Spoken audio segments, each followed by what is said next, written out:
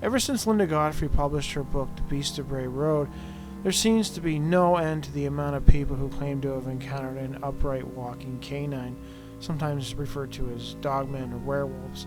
In 2013, a Union Pacific Railroad employee named Wilson Swiley would encounter just such a creature while returning home from work.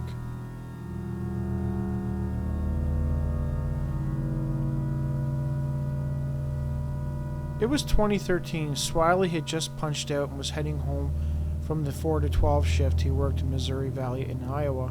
It was around midnight. He traveled on F58 County Road between the two railroad tracks, which were about 2 miles apart. He suddenly came upon a dark object in the middle of the road about a quarter of a mile ahead. Whatever it was, it had two orange glowing eyes, and it was looking at him through the darkness. He dimmed his lights, afraid that the high beams might spook the creature, and began slowing down to about 10 miles an hour, still advancing towards the animal.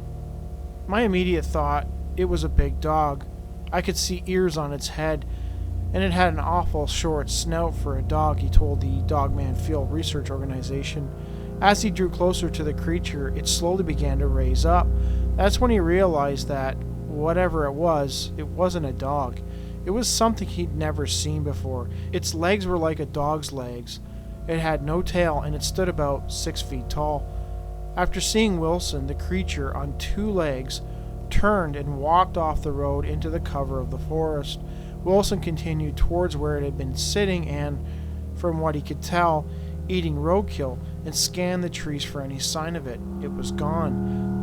Swiley admitted that he wasn't frightened at first, but the more he thought about it, the more disturbed he became.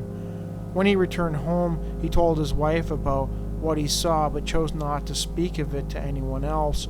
While watching a rerun of The Beast on Bray Road in Wisconsin on Destination America, he was certain that he had seen the same thing the witnesses on the show claimed they had seen, a werewolf.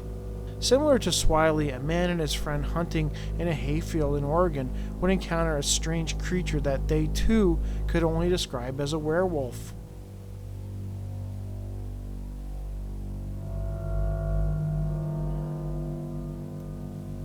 It was nighttime, 1989. Two friends were sitting in an apple tree at the far end of a large hayfield. The hay was probably 4 feet tall. The witness recalls that they had about 200 yards of open field between them and any fence. In short, nothing was going to be sneaking up on them without them knowing about it. They had remained in the field for some time talking, and the sun eventually went down.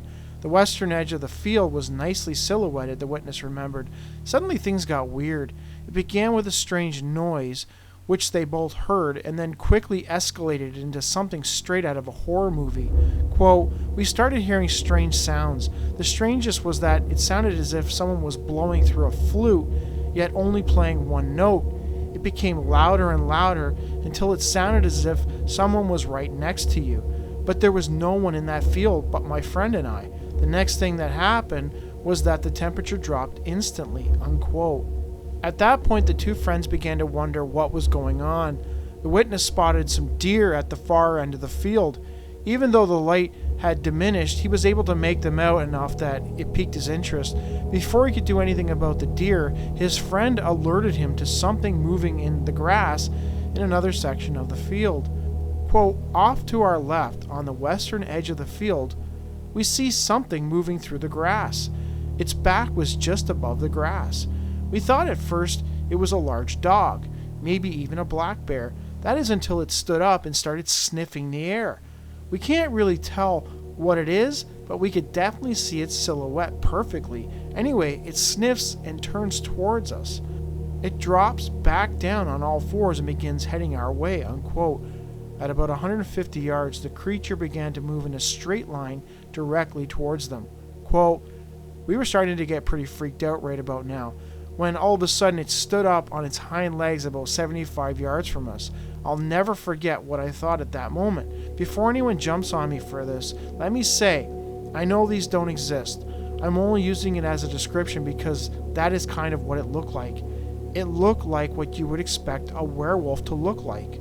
Like I said, I know they do not exist, but that is what I thought of when I saw it stand up. Well, anyway, it breaks into a run at us on its hind legs, unquote. Completely petrified and fearing for their life, the two friends, although armed, decided to run for their truck instead of staying and confronting the creature. Quote, we run for all we're worth and hurdle the fence at the bottom of the field.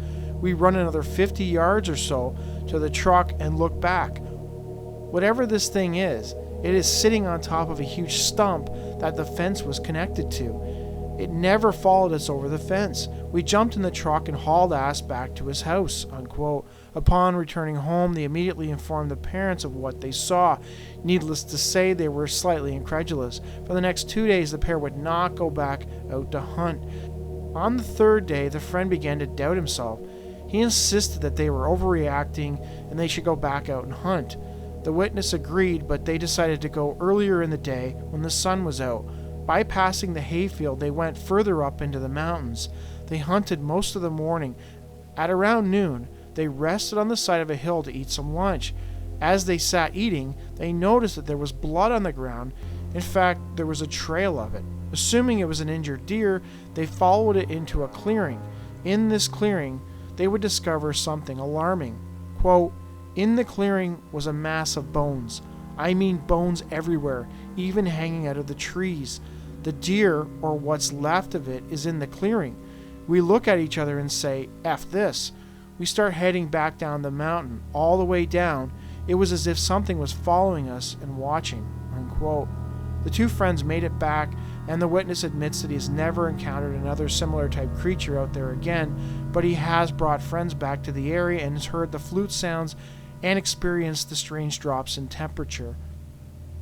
Quote, I never saw anything out there again, but I have since experienced the drops in temperature. I always leave when that happens. Some people ask why we didn't shoot it since we had our rifles. Since we didn't know exactly what it was, we decided against shooting, just in case it was a person. I know one thing, it scared the holy hell out of me, and I have never been back alone, unquote. In Indiana, a couple out camping would also encounter something so terrifying that it would force them to flee.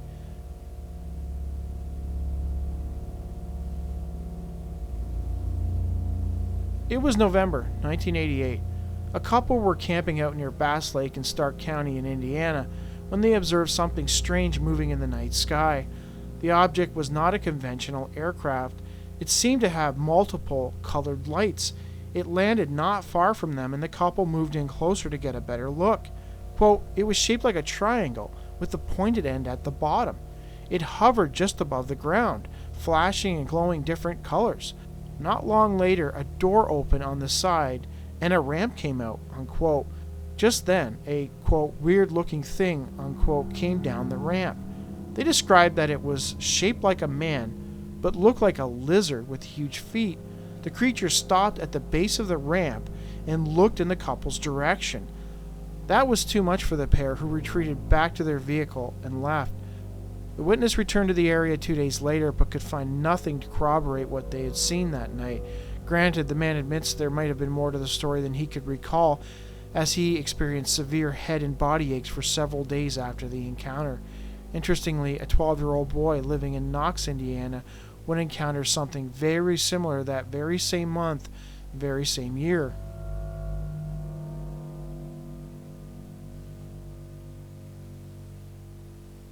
It was November 8, 1988. A young boy had gotten up in the night to get a glass of water. As he made his way to the kitchen, a flash of multicolored lights attracted his attention to the front yard. Turning on the lights, he walked over to the large picture window in the living room and looked out. Right there on the lawn sat a large diamond-shaped object with flashing multicolored lights around its edge. To the witness, the object appeared to be made out of a copper-like metal. Suddenly, an escalator-like staircase appeared from the object's left rear edge and slid down to the ground. A smallish figure appeared and walked down the escalator.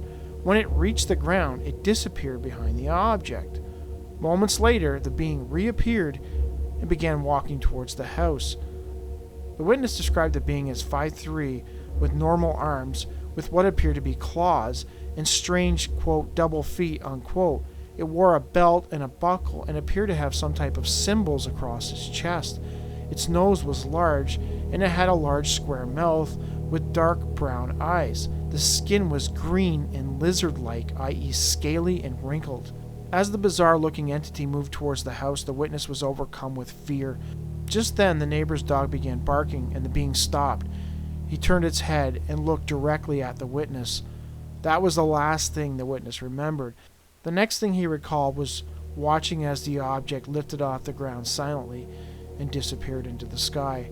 Michael J. Rigg, writing for the MUFON Journal, reported that investigators were contacted the next day who went to the area. They discovered traces on the ground indicating that indeed something had landed on that lawn. A man stationed at an army base in Petawawa, Ontario, Canada, would also experience missing time and high strangeness.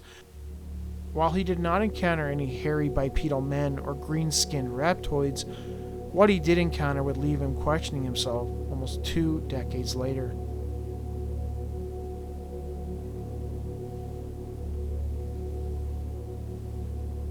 A man stationed at an army base in Petawawa, Ontario, Canada, claims to have experienced something truly bizarre. The witness, a corporal military police officer, was in training on the base. He had been stationed there between 1997 and 1999. The incident happened on the night of August 22, 1999. He recalls that it was sometime between 1 and 3 a.m. The sky was overcast and it was so dark that he could not even see his hand in front of his face. He was lying in his shell scrape covering his arcs of fire when he observed a red light traveling in from his left side. Quote, at about my 11 to 12 o'clock position, it changed course and floated straight towards me. It was a red floating orb, semi-transparent, that emitted little light. I crawled towards it and tried to touch it with my hands, unquote. According to the witness, the object seemed to move back, out of arm's reach. It then floated up and down slowly. He had the sense that the object was checking him out. Laying on his stomach, the man proceeded to rest his arms under his chest and just watch. The orb began moving closer to his face until it was hovering almost directly in front of his nose. Quote, it was hovering in front of my nose, millimeters in front of my nose. I was studying it, and I think it was studying me. I think it touched me. Next thing I remember, it was daylight, unquote. When the witness came to, it was the next morning. Uncertain of what was going on, he wandered into the center of the camp and spoke with a pair of trainees. They too were adamant that they had seen a UFO that night. It is unclear if all 3 men had experienced missing time, as the witness does not indicate as such, except that the other 2 men he spoke to were discussing having sighted a UFO. Speaking to a commanding officer about the strange orb, the 3 men were told that it was just a helicopter and that they were to forget about it and move on.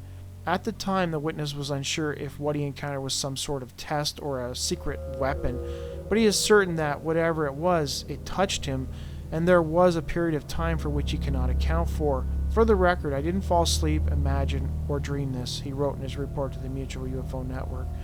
Whatever happened to this man, and possibly the others on that base in Petawawa that August night, it seems the higher-ups were not much interested in pursuing it, at least not openly. As always, he and us are left to wonder, what if?